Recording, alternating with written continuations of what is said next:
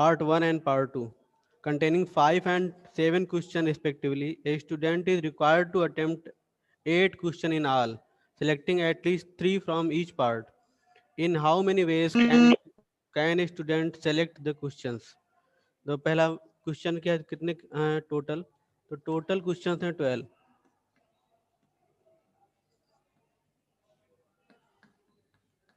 ये जो 12 क्वेश्चन है वो 2 पार्ट में डिवाइडेड हैं, part first and part second. और ये बताया गया है कि part first contains 5 questions and part second contains 7 questions.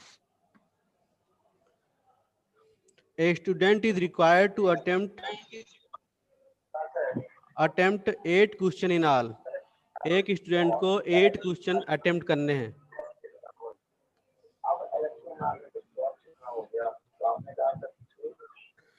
Selecting at least 3 from each part. Her part से कम 3 क्वेश्चन.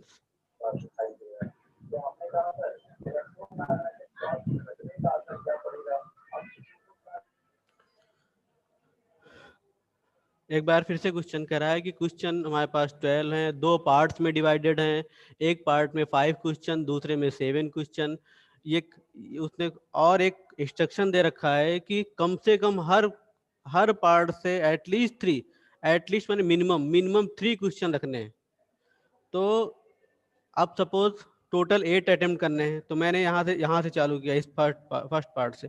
अगर मैं यहाँ पे 3 क्वेश्चन लूँगा तो यहाँ पर 5 लेने पड़ेंगे. तो एक कंडीशन ये बन गई फर्स्ट कि आउट ऑफ 5 मैं 3 यहाँ से कर लूँ और 7 में से 5 कर लूँ, तो मेरा 8 क्वेश्चन का कॉम्बिनेशन कंप्लीट हो जाएगा.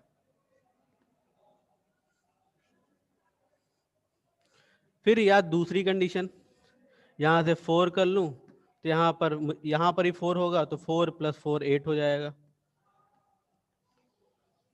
और तीसरी कंडीशन है कि यहाँ से मैं 5 कर लूँ तो यहाँ पर 3 करने पड़ेंगे और ये भी कंडीशन 8 क्वेश्चन दे देगी. टोटल 8 क्वेश्चन हो जाएंगे, सभी में 8 हो जा रहे हैं. तो देखो इसमें 3, 5, 4, 4, 5, 3 से मिनिमम 3 रखने हैं, इससे कम किसी सेक्शन से नहीं करने हैं. तब देखो यहाँ से अगर हम बोलें तो इसमें 3 हो गया, यहाँ से 3 हो गया, तो 5, 4, 4, 5, 3. या फिर यहाँ से चलें तो यहाँ से भी 3 है, 3, 5, 4, 4, 5, 3. तो ना तो इसमें 3 से लेस गए हैं, ना तो इसमें 3 से लेस गए हैं. तो ये 3 कंडीशन हमारे पास आ सकती हैं. और तीनों कंडीशन क्या है, अपने रिजल्ट को कंप्लीट कर रही हैं.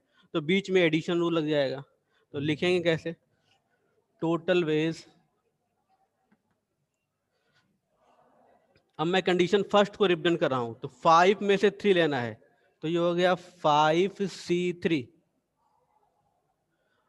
और इसके साथ 7 में से 5 लेना है इंटू 7C5. एक कंडीशन ये हो गई, प्लस 5C4, 5 में से 4 क्वेश्चन, तो 5C4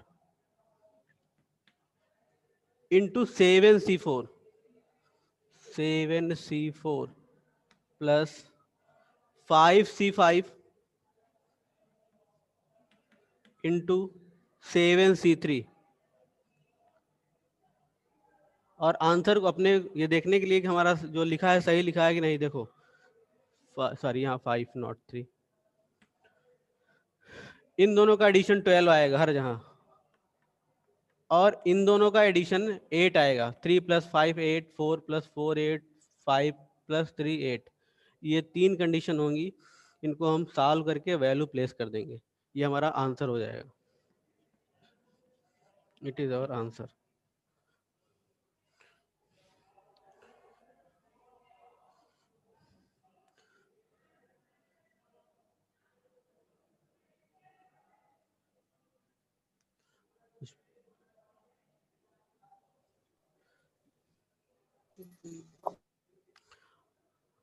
क्वेश्चन नंबर 8 पे आते हैं. Determine the number of 5 card combination out of deck of 52 cards if each section of 5 card has exactly 1 king. एक क्वेश्चन इसी तरह से पीछे भी किया गया है, वहां पे एस की बात थी, यहाँ पे किंग की बात है. डिफरेंस खाली इतना है. Question number 8.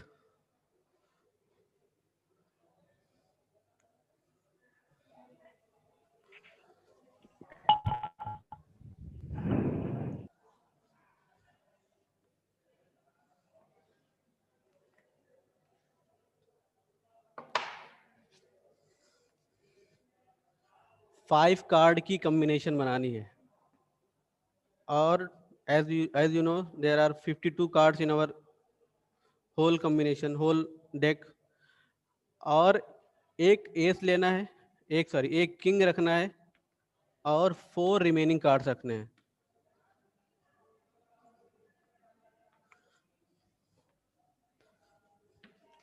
हमारे पास क्या होता है, जो 52 कार्ड्स का कॉम्बिनेशन होता है हम किंग और अदर्स में डिवाइड कर रहे हैं, तो 4 किंग्स होते हैं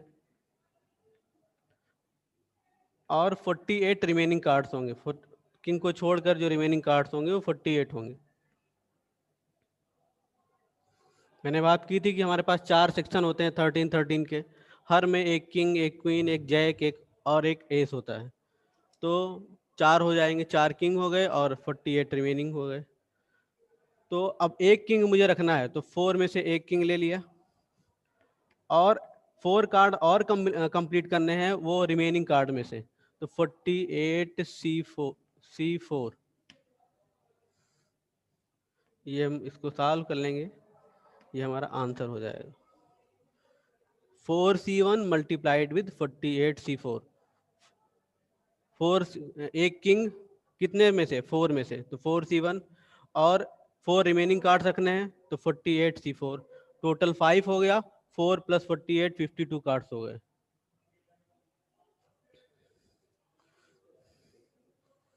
question number 9, it is required to sit 5 men and 4 women in a row so that the women occupy even places. How many such arrangements are possible? जरा क्वेश्चन कह रहा है 5 मेन और 4 वुमेन को एक रो में बैठाना है और ये ध्यान रखना है कि जो इवन प्लेसेस है वो उस पे वुमेन बैठे हैं और रिमेनिंग प्लेसेस पे मेन।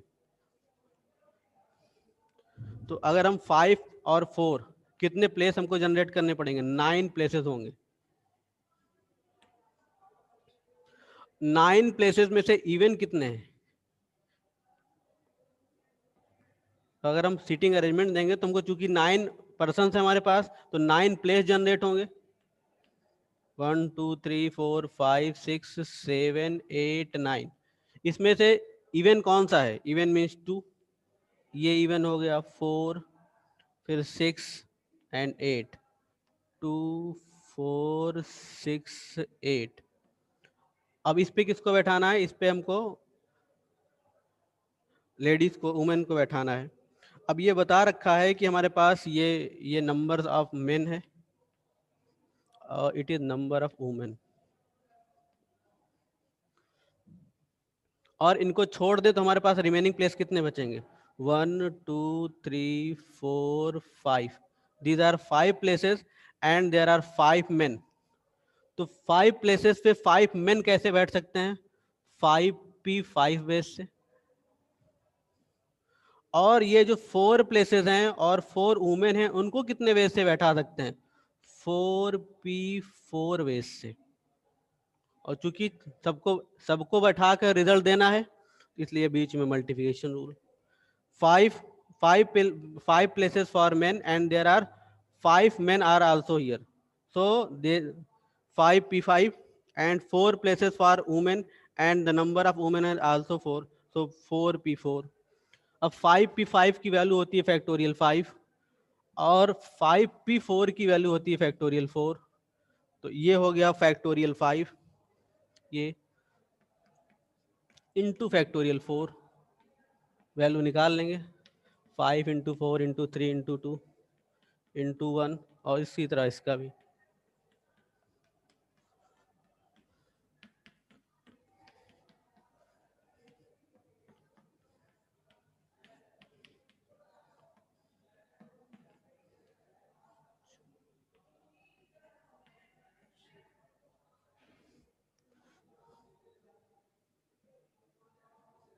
कितनी 2880।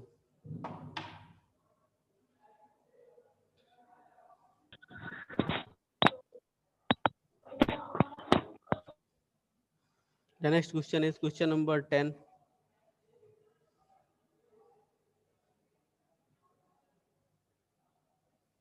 क्वेश्चन नंबर 10 है, For a class of 25 students, 10 are to be chosen for exclusion party. There are 3 students who decided that either all of them will join or none of them will join. In how many ways can the exclusion party be chosen?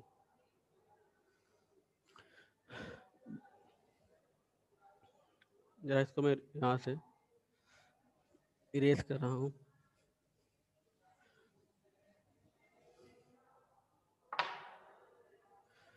तो total students हमारे पास हैं 25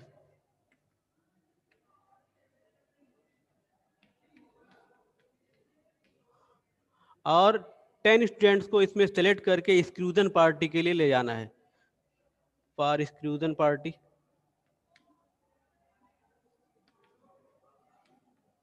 exclusion party समझते हो ना क्या होती है?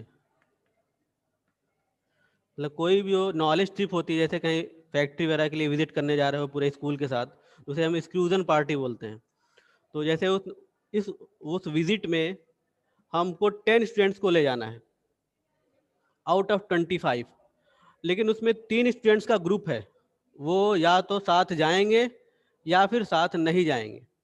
तो यहाँ पे 2 कंडीशन अराइज कर सकती है कि if they all of them decided to go, अगर वो तीनों डिसाइड कर लें जाने के लिए तब क्या कंडीशन होगी, और अगर ना जाने को डिसाइड करें तब क्या कंडीशन होगी. लेकिन ले जाने हैं 10 ही. तो पहली कंडीशन हम ये एज्यूम कर रहे हैं all the 3 decided to go. अब ये अगर वो डिसाइड कर लिए हैं तो ये एज्यूम कर लेना है कि वो डिसाइड कर लिए, इसका मतलब कि वो इन 10 में आ गए. तो 10 में आ गए और यहाँ पर भी हमारे पास 3 कम हो जाएंगे. तब क्या हो जाएगा, यहाँ पे टोटल स्टूडेंट्स हमारे पास कितने हो जाएंगे?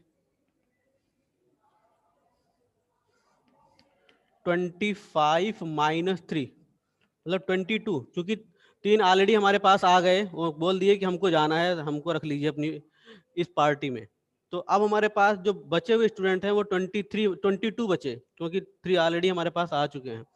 और 23 में मुझे 7 सेलेक्ट करने पड़ेंगे ताकि हम 10 की स्ट्रेंथ कंप्लीट कर पाएं. To complete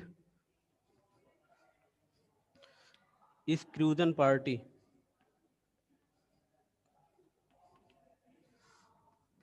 strength, what we have to do here, we have to take 7 students out of 22, then it is total strength will be 10, because 3 are already we have 3 students and we have to take 7 out of 22, then the total strength will be 10 for our party. अब एक चीज और, अगर मान लेते हैं वो कहें कि नहीं जाएंगे तब क्या होगा? सेकंड कंडीशन,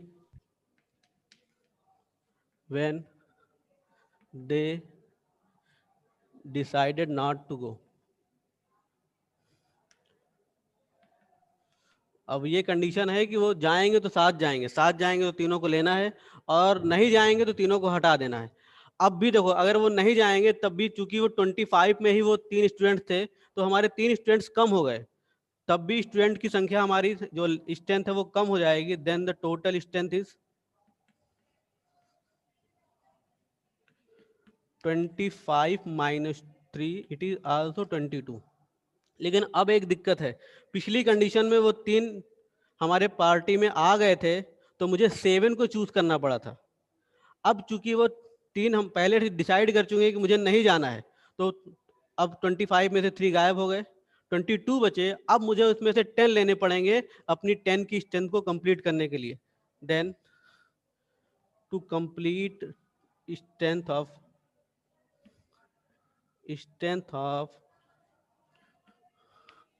exclusion party,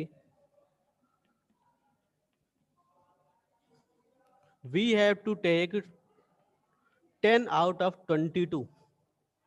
तो 2 डिफरेंट कंडीशन. पहली कंडीशन, जब वो डिसाइड कर लिए जाना है तब हमको क्या करना पड़ेगा, क्योंकि 3 ऑलरेडी हमारे पास आ चुके हैं, तो रिमेनिंग 22 से 7 लेने पड़ेंगे ताकि 10 कंप्लीट हो जाए. दूसरी कंडीशन, वो डिसाइड किए नहीं जाना है, तब भी हमारे पास 22 ही स्टूडेंट्स बचेंगे क्योंकि वो 3 बाहर निकल गए। अब उसमें 22 में से 10 कंप्लीट करने पड़ेंगे। These two ways and both are the condition, both are fulfilling the condition of 10 students. So the total ways, then total ways equals this condition 22C7 22C10. It is our result. ये हमारा answer होगा। क्योंकि दोनों result complete हैं इसलिए बीच में addition का sign.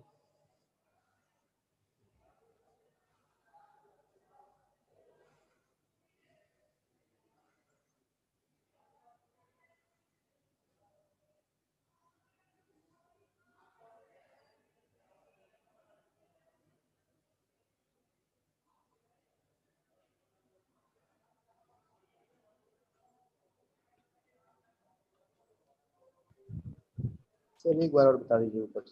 हाँ देखो, ये क्वेश्चन कह रहा है कि हमारे पास 25 स्टूडेंट्स हैं, उनको किसी ट्रिप के लिए ले जाना है, लेकिन बाउंडेशन ये है कि 10 ही स्टूडेंट्स हम ले जा सकते हैं और उनमें 3 स्टूडेंट्स का ग्रुप है।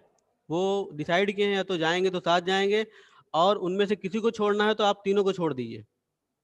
तो पहली कंडीशन है कि सपोज वो साथ जाएं, मतलब उनको परमिशन मिल गई कि हाँ तीनों साथ चलो, तो तीनों साथ चलो। तो अब इसका मतलब मैंने 25 में से 3 स्टूडेंट निकाल दिए, अब बचे 22 स्टूडेंट्स। और चूंकि 3 को मैंने टीम में शामिल कर लिया इस पार्टी में, इसलिए 22 में से 7 और लेंगे तो 10 की स्ट्रेंथ हमारी कंप्लीट हो जाएगी उस पार्टी की स्ट्रेंथ कंप्लीट करने के लिए। इसकी दूसरी कंडीशन हो सकती है कि हो सकता है उसमें कोई ऐसा स्टूडेंट हो जिनको ना ले जाना हो। अब चूंकि वो डिसाइड किए हैं कि हमको तीनों को साथ ही जाना है या नहीं जाना है, तो उस कारण से हो सकता है कि हम तीनों को ना ले जा पाए। जब तीनों को नहीं ले जा पाएंगे तो चूंकि वो 25 में से वो 3 भी हैं, तो हम इसमें से 3 हटा दिए, अब 22 बचा। अब 22 में मुझे 10 लेने पड़ेंगे ताकि हमारी स्ट्रेंथ कंप्लीट हो जाए। तो 22 10 आउट ऑफ समझ में आ 22, गया। तो दोनों ऐड कर दिया। आगे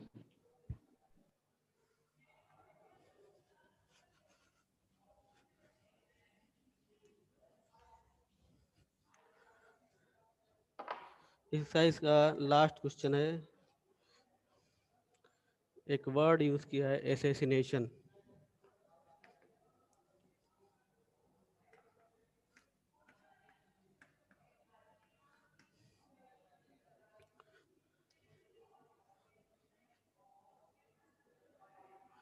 अब इसमें पूछा है कि अगर हम एस को साथ साथ लें तो कितने वेज से इनका अरेंजमेंट कर सकते हैं। How many S are here, there are 4 S and the remaining letters.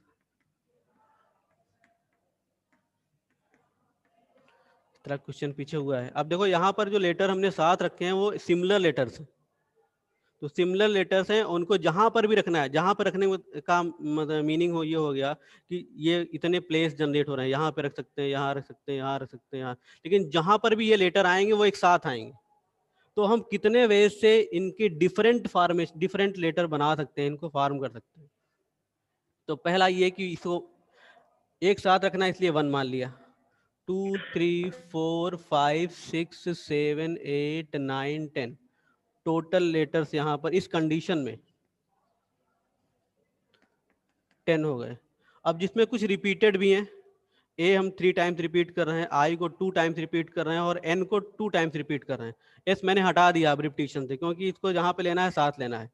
The ways, अब इसमें ये लिख सकते हो A 3 times, N 2 times and I is also 2 times, then total ways factorial 10 upon factorial 3 factorial 2 factorial 2। अब एक चीज याद रखना है कि ये क्वेश्चन किस पे है, ये सिमिलर लेटर्स पर है। अगर ये डिफरेंट लेटर्स होते तो जितने जितने यहाँ लेटर दिखते उसका यहाँ मल्टीप्लिकेशन हो जाता। एक क्वेश्चन पीछे कर चुके हो इस तरह से। तो यहाँ पर चूंकि सिमिलरिटी है इसलिए हम इसमें से ऑर्डर चेंज भी करेंगे तो भी एक ही जैसा दिखेगा वो, तो इसलिए उसको अलग से नहीं कंसिडर करेंगे। तो factorial 10 upon factorial 3 factorial 2 factorial 2, अब इसको मैं इसमें नहीं कंसिडर करूंगा।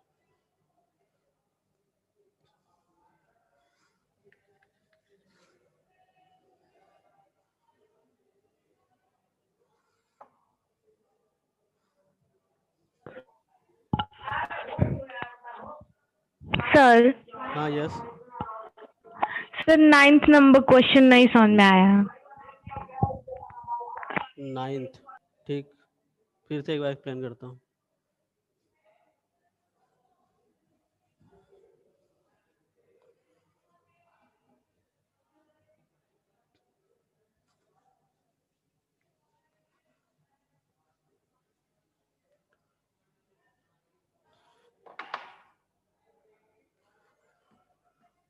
देखो कह रहा है, क्वेश्चन कह रहा है कि हमारे पास 5 मेन और 4 वुमेन है।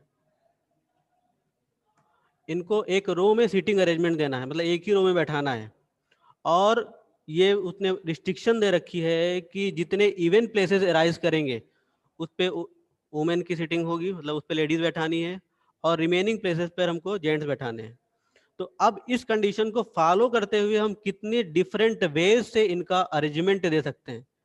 अब ये रो की, एक रो की बात है, और उनको डिफरेंट वेज से हमको सीटिंग अरेंजमेंट देना, मतलब ये अरेंजमेंट की है, ये परमुटेशन का क्वेश्चन है। तो पहली चीज़ है, जैसे मान लेते हैं हम फर्स्ट, सेकेंड, थर्ड, 4, 5, 6, टोटल कितने प्लेस एक रो में बनेंगे, कितने लोग हैं। चूंकि 9 पर्सन हैं, इसलिए 9 प्लेस हमको 9 चेयर चाहिए।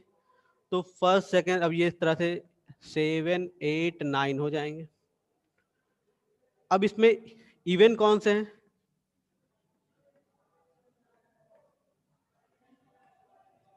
ये अगर इवेंट प्लेसेस की बात करें तो इवेंट प्लेसेस हमारे पास 4 अराइज करेंगे आउट ऑफ 9, और लेडीज हमारे पास 4 हैं। तो 4 प्लेसेस पे अगर ऑब्जेक्ट भी उतने हो और उतनी चीजें भी लेनी हो तो 4P4, तो हम इनको कितने वेज से बैठा सकते हैं, 4P4 वेज से। और रिमेनिंग प्लेसेस पे हमको जेंट्स को बैठाना है, तो यहाँ पे जेंट्स के लिए भी 5 प्लेसेस बचेंगे और 5 ही जेंट्स लेने हैं, तो वो भी 5P5 हो जाएगा। तो फॉर लेडीज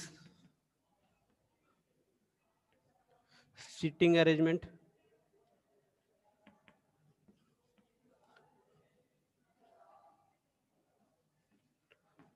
4 प्लेस है और 4 लेडीज, तो 4P4।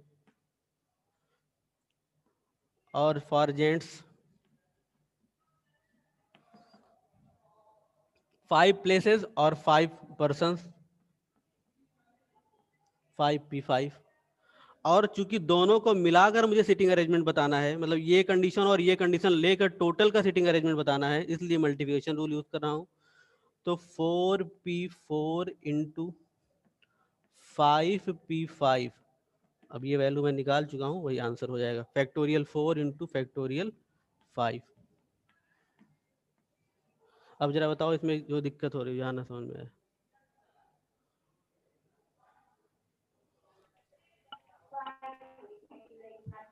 सर एग्जांपल नंबर 22 बता दीजिए। Example number 22, okay.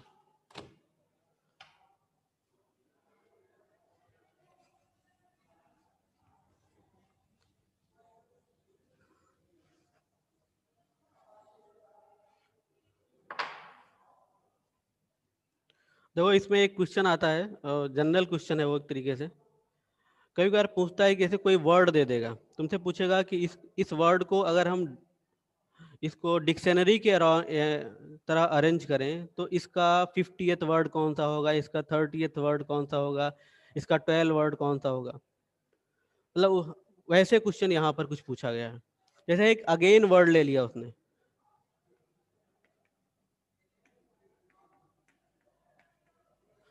अब कह रहा है कि इसको, अब इसी वर्ड से मुझे मतलब है, और अल्फाबेट में और लेटर्स से नहीं मतलब है, खाली इन लेटर्स से मतलब है जो इस वर्ड में लाई कर रहे हैं, इस वर्ड में है। कह रहा है कि find the number of words with or without meaning which can be made using all the letter of the word again if these words are written as in dictionary, what will be the 50th word.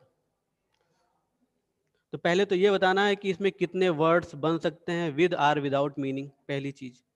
तो वो तो आसान है, मुझे पता है कि 1 2 3 4 5 हमारे पास वर्ड्स हैं, लेटर हैं, और जिसमें 2 रिपीटेड हैं। तो 5 into 4 into 3 factorial 2 upon factorial 2। मतलब 60 लेटर्स यहाँ पे फार्म होंगे टोटल। अगर हम बात करें इसमें कितने लेटर्स बना सकते हैं, कितने वर्ड फार्म कर सकते हैं, इट इज 60 हियर। अब एक पार्ट क्वेश्चन को हो गया। दूसरा उसने कहा है कि अगर हम इसको अरेंज कर रहे हैं तो 50th प्लेस पर, टोटल तो 60 वर्ड्स बन जाएंगे, अगर हम अरेंज कर रहे हैं तो 50th प्लेस पर कौन सा वर्ड आने वाला है। ये पार्ट थोड़ा सा डिफिकल्ट है। अब देखो यहाँ पर खाली इस वर्ड से मुझे मतलब है इसमें कौन कौन से लेटर्स यूज किए गए हैं। इसमें ए यूज किया गया है, जी यूज किया गया है, आई यूज किया गया है और एन यूज किया गया है। ये 4 लेटर से ये वर्ड फार्म हुआ है। सबसे पहले अगर हम अरेंज करेंगे, मतलब अगर हम अल्फाबेटिकल रखेंगे तो सबसे पहले ए की बारी आएगी, फिर जी लिखा जाएगा, फिर आई से आएगा, फिर एन से आएगा। तो अब हम पता कर लें कि ए से कितने लेटर बन सकते हैं, और चूंकि सारे लेटर एक साथ लेने हैं तो अब यहाँ पर 5 लेटर का वर्ड है, हम ए को फर्स्ट प्लेस पे फिक्स कर दें, फिर रिमेनिंग 4 लेटर्स, फिर सेकेंड, थर्ड, फोर्थ, मुझे सॉरी 5 लेटर है एक और। तो ए फिक्स हो गया, मतलब फिक्स को मैं काउंटिंग में नहीं रखता हूं। अब बचा कि हमारे पास 1 2 3 4 लेटर्स होंगे, तो 4 लेटर्स और सारे सभी क्या डिफरेंट हैं। तो द वर्ड बिगिन विद ए, अब ये पता चल जाएगा यहाँ से ए फिक्स है, 4 डिफरेंट लेटर और सभी डिफरेंट हैं, तो फैक्टोरियल 4, 24 आएगा, 4 इंटू 3 इंटू 2। अब ए की बात खत्म हो गई, द वर्ड बिगिन विद ए। अब इसके बाद बात आएगी, मतलब 24 वर्ड्स बन चुके हैं। जब मैंने ए से अगर खाली बनाएंगे तो 24 वर्ड्स बनेंगे। अब बात आएगी जी की, क्योंकि ए के बाद जी आएगा।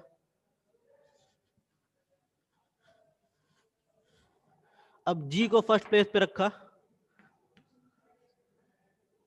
फिर रिमेनिंग 4 प्लेसेस भरने हैं मुझे, फर्स्ट, सेकेंड, थर्ड, फोर्थ। तो if G on first place,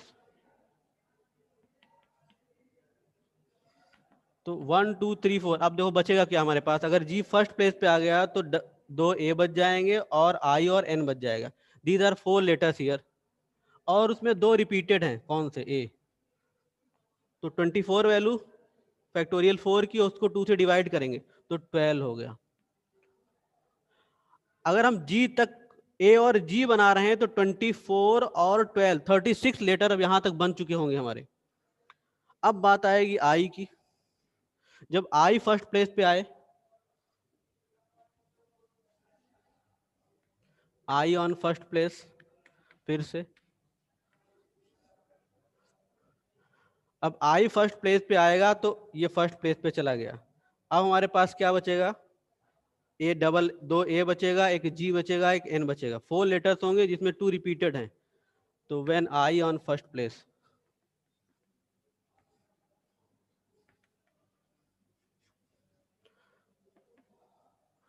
factorial 4 upon factorial 2 here also. बात समझ में आ रही है। आई फर्स्ट प्लेस पे आ गया, आई को छोड़ दो, रिमेनिंग लेटर्स कितने बचे, 2 ए बच जाएंगे, एक जी बच जाएगा, एक एन बच जाएगा। तो 4 हैं, और 4 में ए 2 टाइम्स आ रहा है, इसलिए फैक्टोरियल 2, क्योंकि ए को 2 बार रखना पड़ेगा कहीं पे, तो फैक्टोरियल 2। अब यहाँ पर भी देखेंगे तो 12 वैल्यू आएगी। अब देखो 24 और 24, यहाँ तक 48 कंप्लीट हो चुका है हमारा, और उसने पूछा कौन सा है, 50th वर्ड पूछा है। अब इसके बाद मतलब इतने तक मुझे कोई मतलब नहीं था। अब पता हो गया कि यहाँ तक 48 हमारे कंप्लीट हो चुके हैं, और मुझे 50th वर्ड बताना है कौन सा होगा। इसके बाद बारी किसकी आएगी, एन के फर्स्ट प्लेस पे आने की बारी आ जाएगी।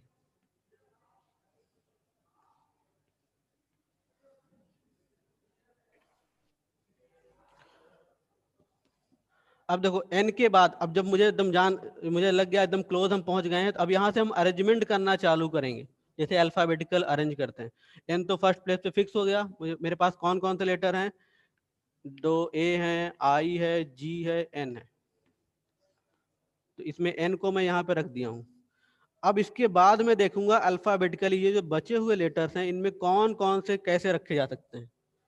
तो सबसे पहले ए आएगा, 2a, फिर g आएगा, फिर i आएगा।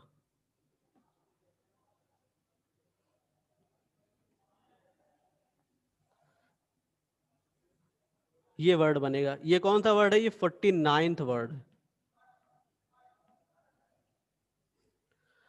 अब देखो इसके बाद अगर हम देखेंगे, अब मुझे 50th बनाना है, तो अब इसके बाद जब अरेंजमेंट हम करते हैं तो यहाँ से करते हैं, यहाँ से रिप्लेसमेंट चालू करते हैं। तो यहाँ से जब रिप्लेसमेंट चालू करेंगे तो n हो गया, फिर डबल a हो गया, या फिर अब मैं दूसरा मेथड भी समझाता हूँ इसका। ये अब ये इधर आएगा, ये इधर जाएगा, ये 50th वर्ड बन जाएगा। या एक काम और इसको समझने के लिए कर सकते हैं, देखो n हमने फिक्स कर दिया, n के बाद अल्फाबेटिकली फिक्स किया, n तो पहले हमको रखना ही रखना है। इसके बाद जो बचे हुए लेटर्स थे उनको मैंने अरेंज किया, तो अरेंज किया तो 2 बार a आ गया, 2 बार a आ गया, तो ये 3 वर्ड हमने अरेंज कर लिए। इसके बाद 2 बच गए हमारे पास, तो अब 2 बचे हुए प्लेस में हमारे पास कौन कौन से आएगा? g आएगा और i आएगा। तो इनको कितने वेज से भर सकते हो? फैक्टोरियल 2 वेज से भर सकते हैं, क्योंकि 2 रिमेनिंग प्लेसेस हैं। ये फिक्स कर लिया, कौन सा? n फिक्स किया, a फिक्स किया और a फिक्स किया। ये 3 लेटर्स हमारे फिक्स हो गए। बचे हुए 2 रिमेनिंग लेटर्स में 2 हमारे पास 2 प्लेस हैं और 2 लेटर हैं, g और i। तो यहाँ पे 2 वर्ड बन सकते हैं। तो 2 वर्ड बनेंगे तो अल्फाबेटिकली पहला वर्ड कौन सा होगा? ये। और दूसरा वर्ड कौन सा होगा? ये। अगर ये 3 फिक्स हैं तो 50th वर्ड कौन सा आएगा? NAAGI। ये हमारा 50th वर्ड बन जाएगा। और घुमाना इसके आगे तो फिर इधर से घूमना चालू हो जाएगा और आगे अरेंज करने लगेंगे। एक वर्ड लेके मैं समझाता हूँ तुम्हें, ये क्वेश्चन पूछा जाता है अच्छे से। सर हाँ, वहाँ आपने जी को रिप्लेस नहीं किया है। सॉरी, ये आई और जी, आई यहाँ पर और जी यहाँ पर।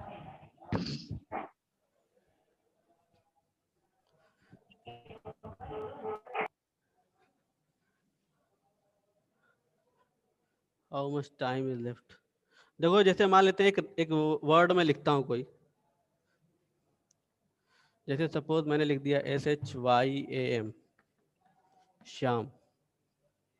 अब इसमें रिपीटिशन नहीं है, तो अगर ये वर्ड है, मुझसे पूछा जाए कि 20th वर्ड कौन सा होगा सपोज, तो सबसे पहले अब इसमें इसी में मुझे खोजना है। इसमें सबसे पहला लेटर जो हम यूज करेंगे अल्फाबेटिकल, वो ए होगा। तो ए से हम देखेंगे ए से कितने वर्ड्स बना सकते हैं। 1 2 3 4, 1 2 3 4, और हमारे पास 4 हैं। सॉरी, सपोज मान लेते हैं 25 26 बताते हैं, 24 तो इसी में हो जाएगा मेरा। मैं सपोज मैं इसमें 20। हाँ बोलो, यस यस बोलो बोलो। यही क्यों ले रहे हैं बार बार? क्या ले रहे हैं? अल्फाबेटिकल मतलब ऑर्डर है वो। स्टार्टिंग में बस ए ही ले सकते हैं। क्यों ए ही ले रहे हैं? इसमें ए इसलिए ए था, ए पहले वर्ड आता था। तुम अपना नाम बोलो। अच्छा, क्या नाम है तुम्हारा? या श्रेया। कोई? हाँ, श्रेया।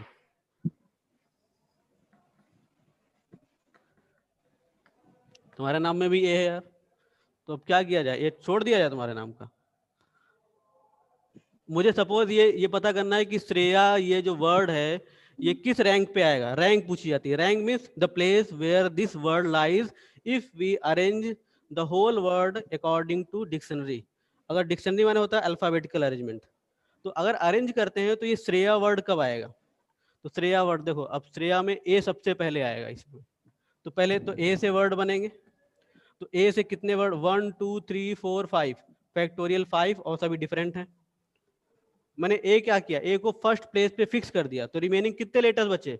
1 2 3 4 5, और ये डिफरेंट हैं, तो 5 में से 5 लेने हैं। तो 5p5 हो गया, फैक्टोरियल 5 वैल्यूज आ जाएगी। फैक्टोरियल 5 की वैल्यू निकाल लेंगे, 24 इंटू 5,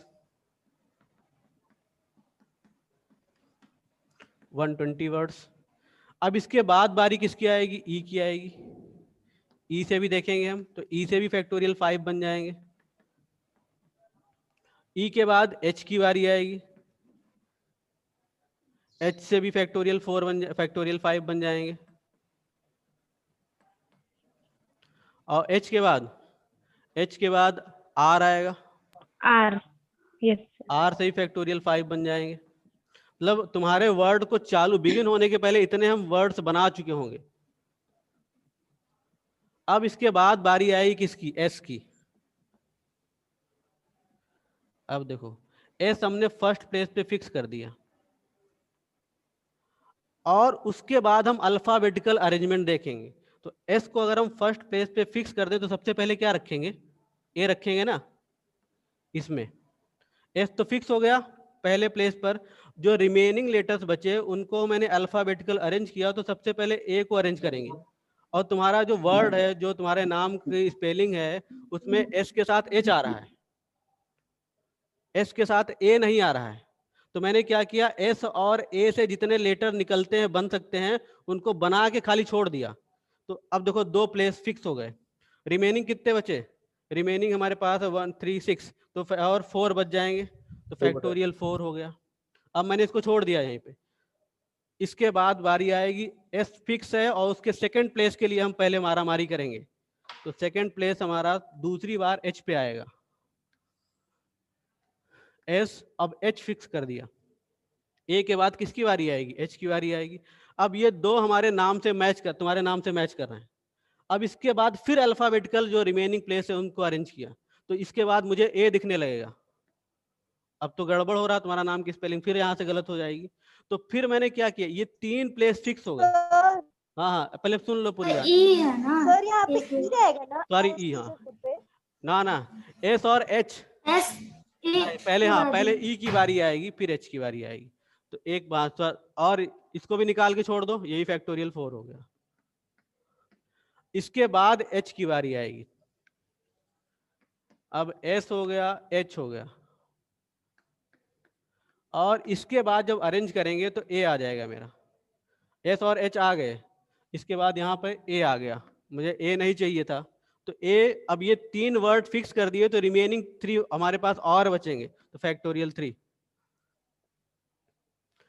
इसके बाद अब ये सेकंड थर्ड प्लेस के लिए मारामारी हो रही, तुम्हारे नाम को मैच कराने के लिए। फिर S, फिर H। अब ये 2 को मुझे नहीं टच करना है, खाली रिमेनिंग में से यहाँ पे लाना है। तो A के बाद अगर हम रखेंगे तो हमारे पास आएगा E आएगा, ये भी नहीं है तुम्हारे नाम में, फिर मैंने इसे छोड़ा। अब थर्ड प्लेस पे इसके बाद R की बारी आ जाएगी। S H, अब यहाँ पे R आ गया।